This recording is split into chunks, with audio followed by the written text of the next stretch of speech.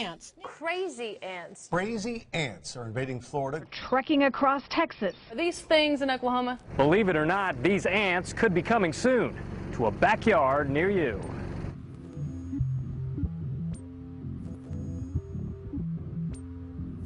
So they're from Central South America, northern Argentina, southern Brazil. But they were introduced into Colombia, and they're a huge pest there. And they call them hormiga loca, the crazy ant. If you go in these environments that are heavily invaded by this ant, anywhere you put your hand down, you get covered in ants. I mean, they're everywhere. If you saw in that video how they were just kind of all moving almost randomly across the space, that's how they are in the house too. So they're sort of, I mean, there may be trails, but the trails are very wide and sort of diffuse. And it's opportunistically nesting, so it'll nest in anything, pot, old plywood, a box, and so as a result, it's transported really easily from place to place. They also really damage electrical equipment, and they do that because they move into switch boxes and pumps and points between pumps, and they form bridges between the electrical contacts, and they short them out.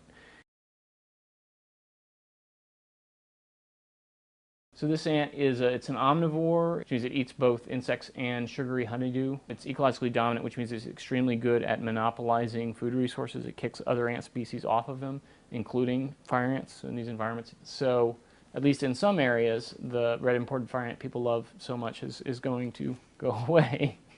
Imported fire ants are, you know, the 300-ton gorilla out there in Texas ecosystems these days. They've been there for 40 years, and they have really altered the system. And they've altered it in such a way that the system is adjusted to the presence of imported fire ants. The things that can't tolerate fire ants are gone. The things that can have flourished. New things have come in.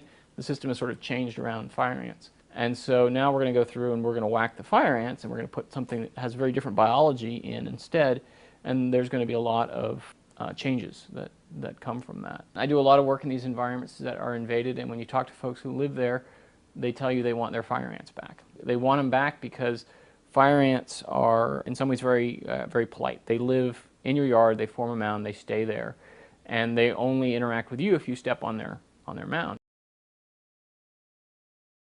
It does not engage in alate flights, unlike fire ants, so that means that it can only spread through colony fission, so that you end up with this sort of amoeba-like spread from population centers where it's introduced. So it's local spread is fairly slow. The problem is that people move them around so much. There's many introductions that are happening all the time, and that's why they're spreading across the landscape, not because they're sort of getting there on their own. It's all about people moving them around.